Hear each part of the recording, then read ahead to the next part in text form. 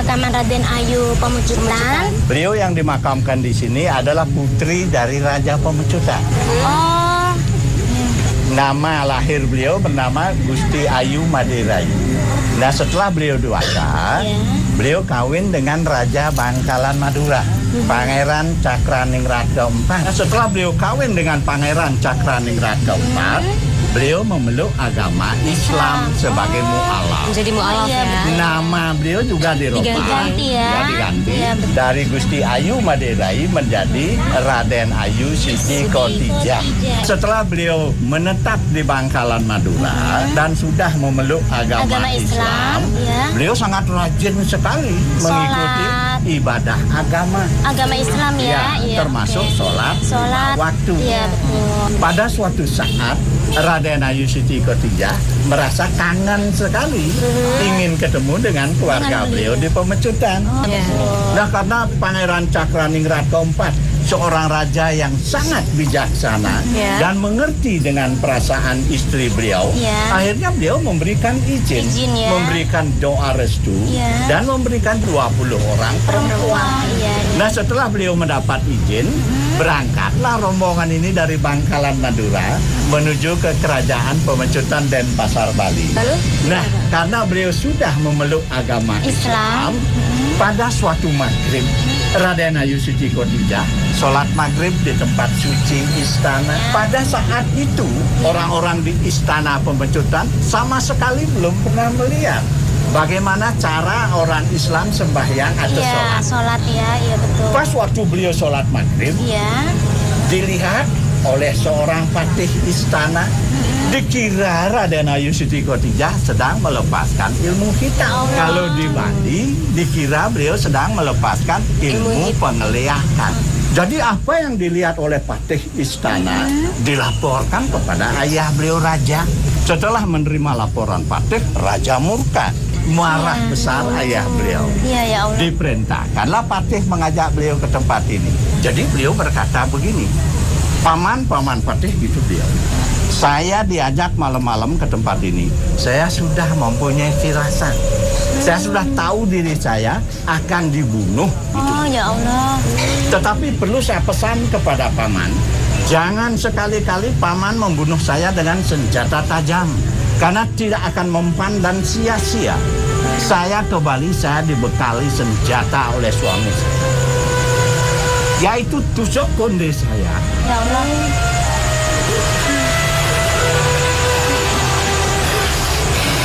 Udah Pak. Diambil di rambut beliau. Lagi sebentar senjata ini pakai Paman lempar nanti dada saya gitu beliau. Apabila nanti saya sudah meninggal, dari badan saya akan keluar asap. Bila asap nanti yang keluar dari badan saya berbau busuk, silakan Paman tanam. Tapi kalau asap nanti yang keluar dari badan saya berbau harum, tolong buatkan saya tempat suci yang disebut keramat. Setelah beliau berpesan demikian, itu senjata diserahkan kepada patih. Beliau menengadahkan tangan, menyebut asma Allah 3 kali, dilemparlah dada beliau di sebelah kiri.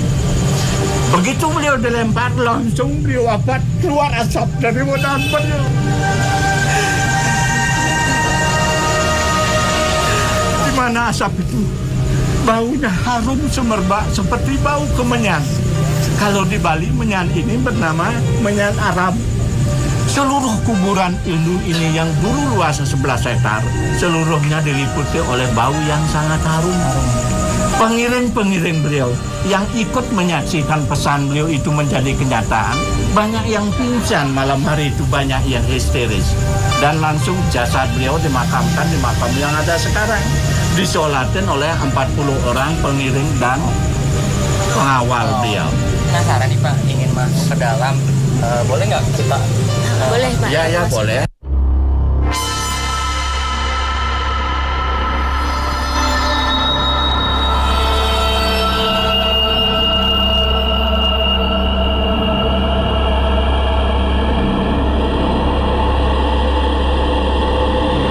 Saya melihat itu kok bisa ada pohon besar di dalam ya? tumbuh tepat di pemakaman Raden Ayu Pemecutan. Itu bagaimana ceritanya? Karena itu perintah raja kepada kakek saya malam hari. Besok paginya kakek dan nenek saya beserta 40 pengiring beliau, laki dan perempuan, datang ke makam beliau di sini bersih-bersih. Malam harinya tiba, tidak disangka-sangka tumbuh pohon setengah meter di makam beliau. Besok paginya kakek dan nenek saya, itu pohon yang tumbuh tadi malamnya itu dicabutin oleh kakek saya supaya makam beliau bersih. Malamnya kok tumbuh lagi di tempat yang sama dengan tinggi yang sama. Kejadian itu berturut-turut sampai 3 kali.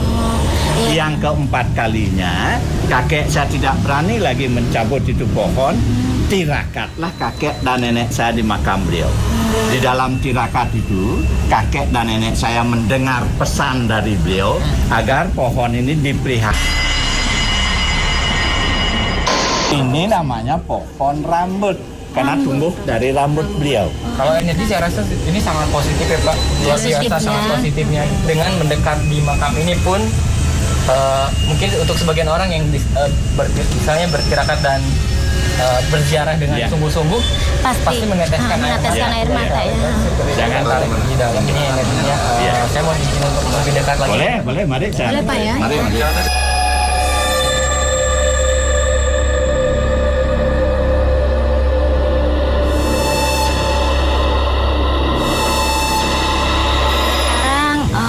Penerawangan Mas Ahmad itu bagaimana? Di sini udah mulai banyak yang datang nih Pak. Istilahnya dari luar, dari mana-mana tuh udah kumpul semua di sini dan selalu menyambut kedatangan kita ya Pak. Karena kita niatnya silaturahmi, niatnya baik kepada mereka dan alhamdulillah hadir di sini. Kesimpulannya, sebetulnya itu kesalahpahaman saja. Karena mereka dari keluarga beliau tidak mengerti, tidak tahu masalah sholat itu, tidak pernah tahu. Karena itu kan dulunya itu lingkup istana, itu karena beliau sudah tenang. Tenang, ikhlas ya Pak. Semuanya gitu. Dan beliau selalu didampingi oleh ibunda dan ayah beliau. Jadi peninggalan beliau pada saya satu guci ditujukan kepada nenek saya waktu beliau datang dari Bangkalan Madura. Tempat saya masih lupa. Kepada saya diizinkan diberikan oleh beliau Christmas satu. Christmas. Kedua tusuk konde beliau. Saya sudah sampai sekarang ya Pak. Sampai sekarang ada. Pasti banyak atas informasinya. Terima kasih banyak ya Pak ya. Kalau kita lanjutkan perjalanan ke tempat yang selanjutnya. Oke, siap. Makasih Pak.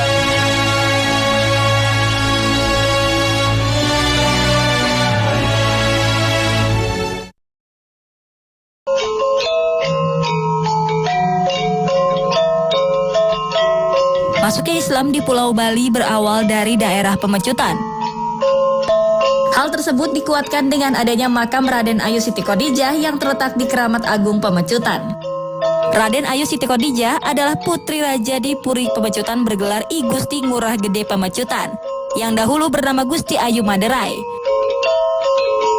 Kecantikan sang putri membuat ia menjadi kembang kerajaan, sehingga tak sedikit para mahapati dan putra mahkota raja-raja di Bali terkesima dan hendak melamarnya. Di saat semuanya nampak indah, Raden Ayu Siti Khadijah ditimpa penyakit keras dan menahun yang tidak bisa disembuhkan oleh tabib istana. Hal tersebut membuat sang raja putus asa dan mengadakan sayembara bagi siapa saja yang bisa menyembuhkan penyakit sang putri jika perempuan diangkat menjadi anak bila laki-laki akan dinikahkan dengan sang putri. Tersebutlah Pangeran Cakraningrat IV dari Madura datang mengikuti sayembara tersebut. Singkat cerita, sang pangeran berhasil menyembuhkan penyakit sang putri dan membuat Gusti Ayu Maderai jatuh cinta. Sesuai dengan perjanjian, sang raja menikahkan mereka berdua dan sang pangeran memboyong istrinya ke tanah Madura. Setelah sekian lama tinggal di tanah sang suami, Raden Ayu Pemecutan pun akhirnya kembali ke Bali untuk melepaskan kerinduan bersama keluarga, dengan didampingi 40 pengawal karena sang suami sedang melaksanakan tugas. Setibanya di Puri Pemecutan, sang putri yang sudah menjadi mualaf melakukan ibadah sholat yang tak sengaja dilihat oleh pengawal kerajaan, yang menganggap sang putri melakukan ajaran ilmu hitam pengleakan. Mendengar hal tersebut, sang raja merasa malu hingga memerintahkan Patih untuk membunuh sang putri. Mengetahui hal tersebut, Raden Ayu pun berpesan kepada sang patih untuk membunuhnya dengan tusuk konde yang sedang digunakannya. Apabila dari tubuh sang putri keluar asap berbau busuk, maka sang putri benar menganut ilmu hitam. Namun bila asap tersebut berbau harum, pertanda bahwa sang putri menganut kepercayaan yang tidak sesat. Setelah meninggalnya Raden Ayu, dari badannya keluar asap berbau harum. Sang raja menjadi sangat menyesal dengan keputusannya. Jenazah Raden Ayu dimakamkan di tempat suci yang disebut keramat. Hingga kini banyak keajaiban terjadi di makam sang putri yang membawa banyak berkah bagi pengunjung dan orang sekitarnya.